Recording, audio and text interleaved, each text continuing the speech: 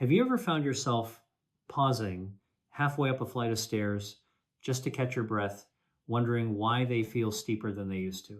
Or maybe you've noticed that getting up from your favorite deep, comfy armchair requires a little extra push, a little more effort than it did a year ago.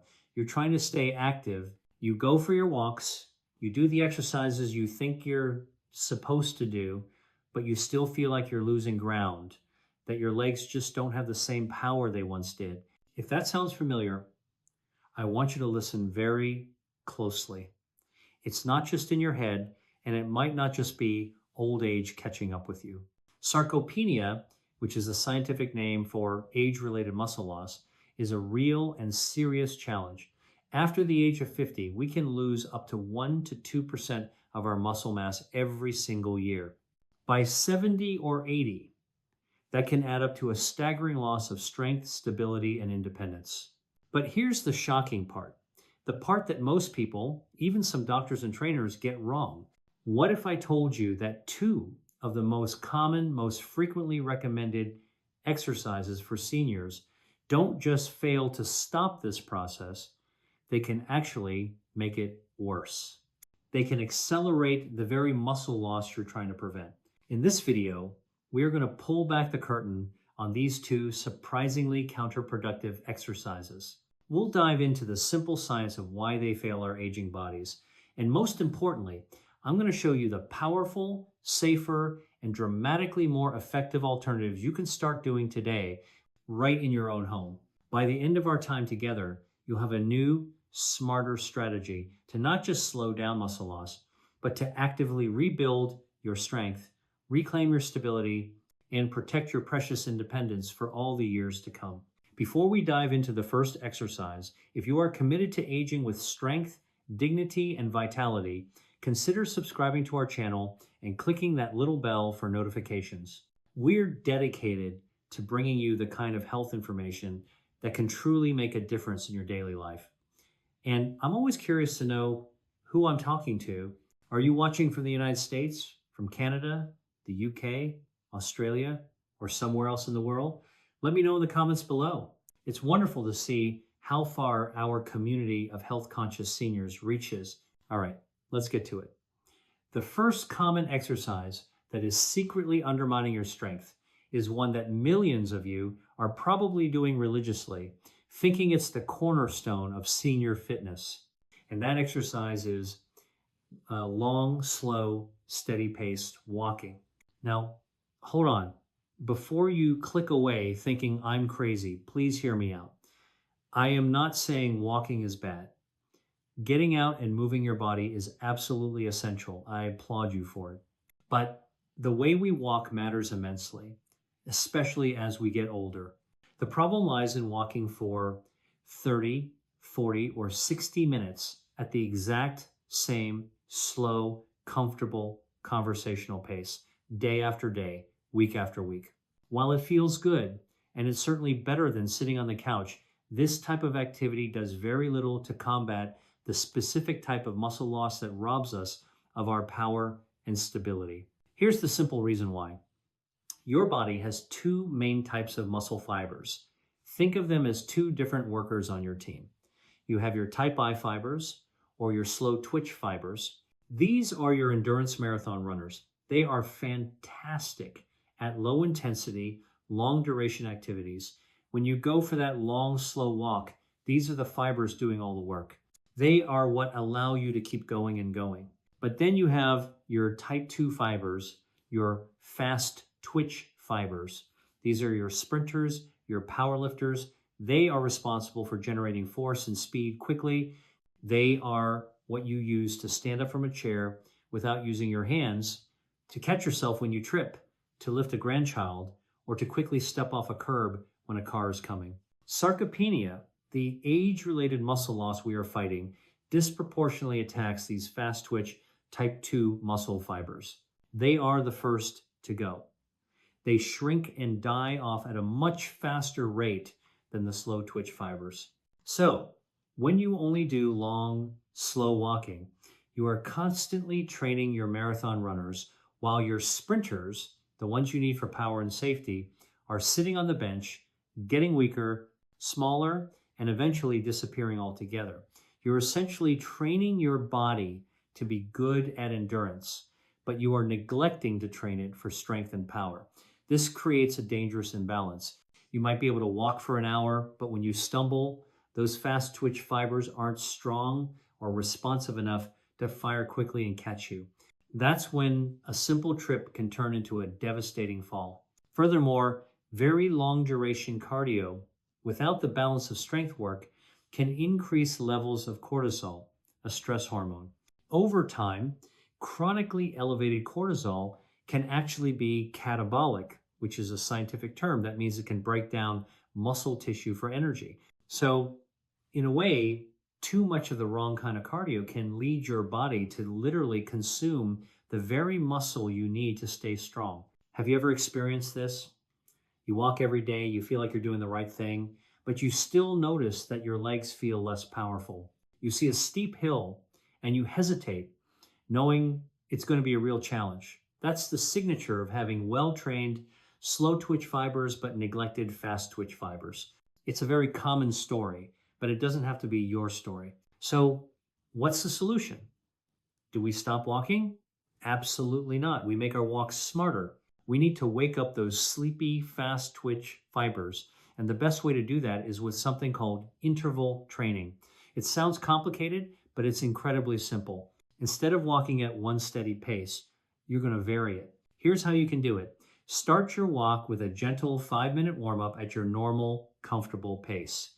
Then, for the next 30 to 60 seconds, I want you to pick up the pace, walk with purpose, walk as briskly as you safely can. I'm not talking about running or jogging, just walking faster. Pump your arms, take more powerful steps. You should feel your heart rate go up a bit. Maybe you're breathing a little heavier, making it harder to hold a full conversation. After that 30 to 60 second burst, slow back down to your comfortable pace for 2 to 3 minutes to recover. And then you repeat that cycle, a burst of speed followed by a period of recovery. Do this 5 or 6 times during your walk. Those short bursts of higher intensity are the wake-up call for your fast twitch muscle fibers. It's a signal to your body that says, hey, I still need these power muscles. Don't let them go.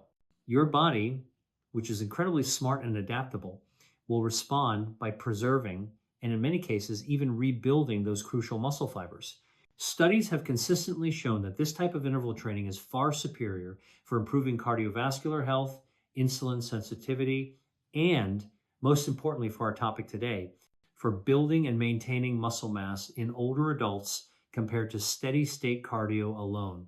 Another fantastic way to modify your walk is to find some hills.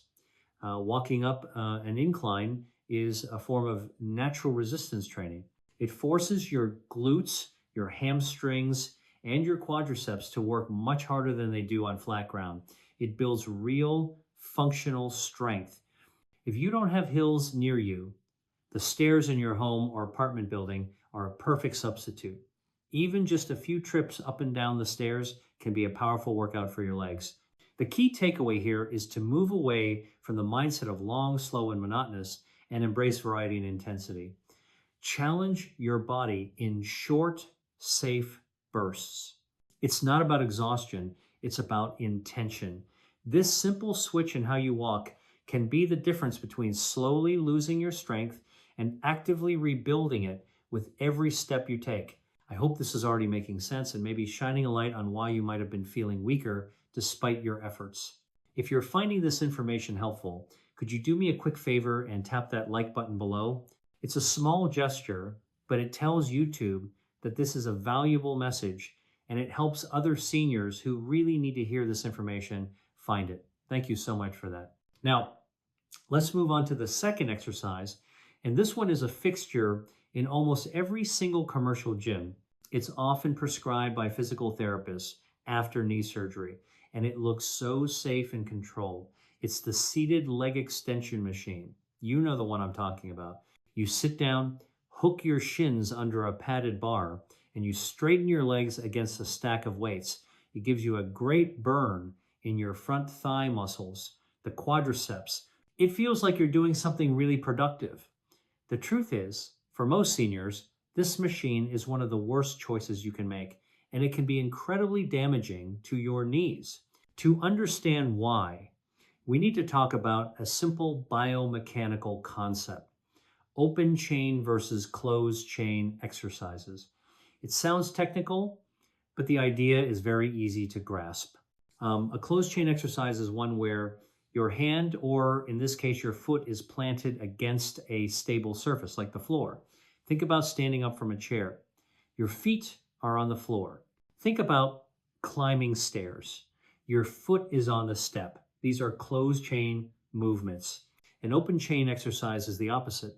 Your hand or foot is free to move in space. The leg extension is a classic open chain exercise. Your foot is not on the ground, it's swinging a weighted lever. Here's why that distinction is so critically important for your aging joints. When you perform a closed chain movement, like standing up from a chair, the forces are distributed naturally and safely across your ankle, your knee, and your hip joint. Your muscles work together as a coordinated team the way they were designed to. Your glutes, hamstrings, and quads all fire together to control the movement, which stabilizes and protects your knee. But when you sit on that leg extension machine, you completely change the game, and not for the better. First, it creates an immense amount of what's called shear force across your knee joint. As you straighten your leg, the weight is pulling your shin bone forward, putting a tremendous and unnatural strain directly on your anterior cruciate ligament, or ACL. Your ACL is a vital ligament that prevents your shin bone from sliding too far forward relative to your thigh bone. For a knee that may already have some arthritis, some cartilage wear, or is just not as robust as it was at 25, repeatedly putting this kind of shearing force on the joint is like taking sandpaper to it. It can exacerbate pain, cause inflammation, and accelerate the degeneration of the joint. The second, and perhaps even bigger problem, is that the leg extension is not a functional exercise. Let me ask you this. When in your everyday life do you ever need to sit in a chair and powerfully straighten your leg against resistance while keeping the rest of your body still? The answer is never. That movement pattern does not exist in the real world. You are building strength in a completely isolated, non-functional way. It might make your quad muscle bigger, but it doesn't teach it how to work as part of a team with your glutes and hamstrings, which is what you need to navigate life safely. This can lead to dangerous muscle imbalances. People who overuse the leg extension machine often develop overbearing, tight quadriceps and weak hamstrings and glutes. This imbalance itself can pull the kneecap out of alignment and be a major contributor to knee pain. You end up with a muscle that looks strong on the machine but fails you when you need to perform a real-world task, like getting out of a low car or squatting down to pick up a bag of groceries. I remember a client, let's call him George. He was in his late 72nds, a very dedicated man. He went to the gym faithfully and did the leg extension machine as part of his routine. He was proud that he could move a decent amount of weight on it, but he came to me because his knee pain was relentless, and he confessed that he almost fell a few times just stepping off a curb because his legs felt wobbly and uncoordinated. We took him off that machine immediately. We stopped isolating the muscle and started integrating it. We focused on functional movements, and within a few months, not only did his knee pain dramatically decrease, but he reported feeling more stable and confident on his feet than he had in years. The machine was giving him a false sense of strength while simultaneously hurting his joint and ignoring the very muscles he needed for balance. So, it's time to break up with the leg extension machine for good. What should you be doing instead? You need to embrace safe, closed chain, functional exercises that mimic the movements of everyday life.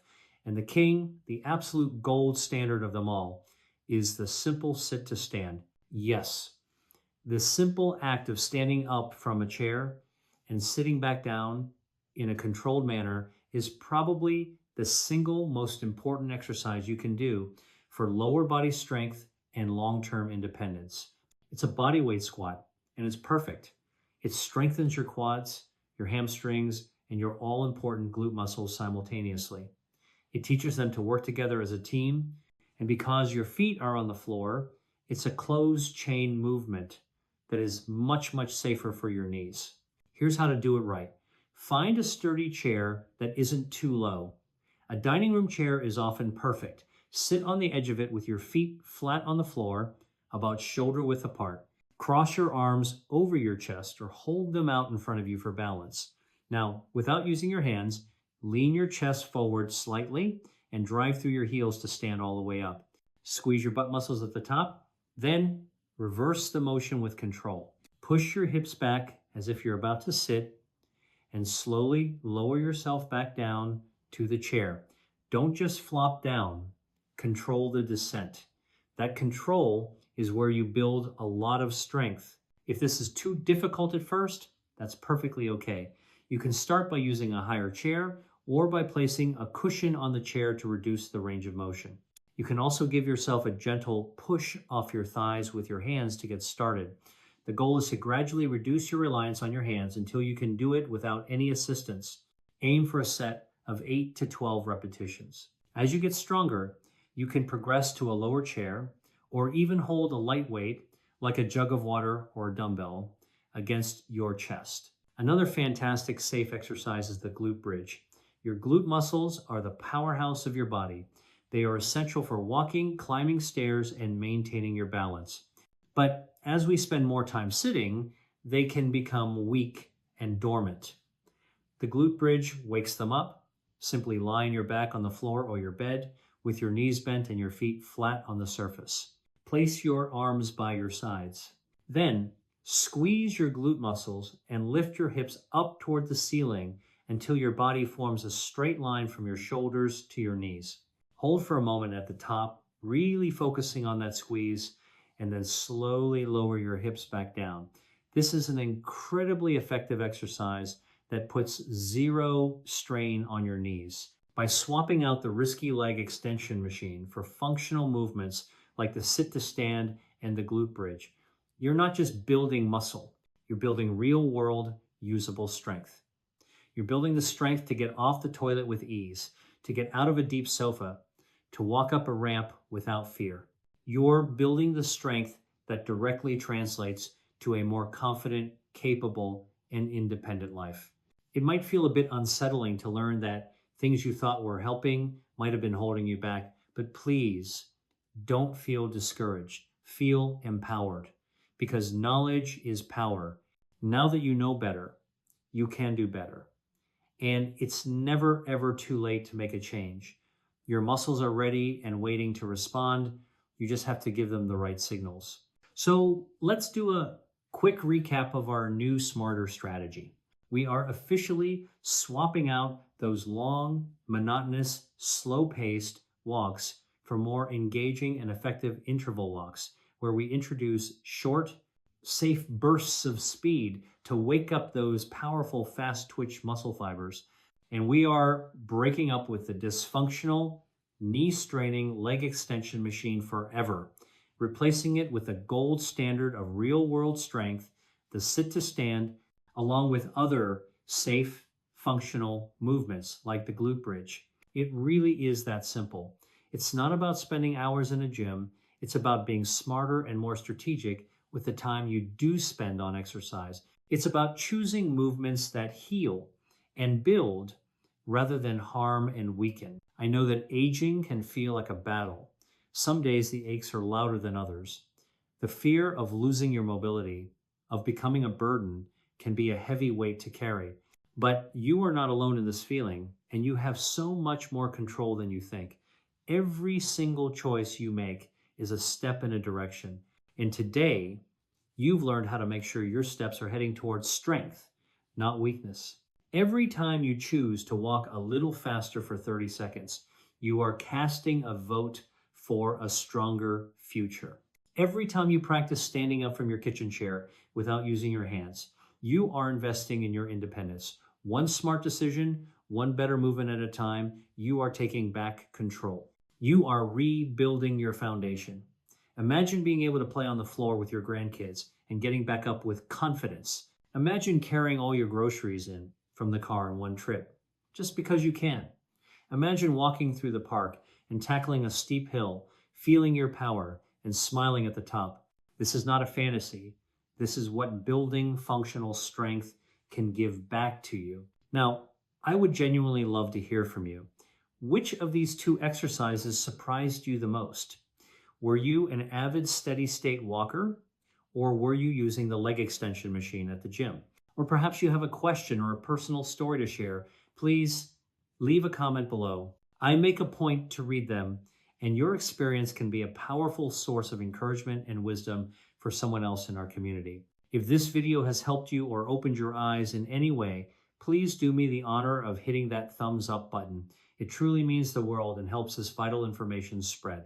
And if you haven't already, please subscribe and turn on the notifications. We have so much more to share about thriving in your golden years, and I don't want you to miss a thing. As a final thought, if you are with me on this journey, if you are ready to commit to building a stronger, more resilient body, I want you to type "I am strong" in the comments below. Let's make a declaration together, right here, right now. Thank you so much for your time and your trust. Remember, your body is an incredible vessel that is always trying to heal and adapt for you. We just have to be its partner. Your strength is your freedom. Protect it, build it, and it will carry you beautifully through a long, vibrant, and independent life. Stay strong, and I look forward to seeing you in the next video.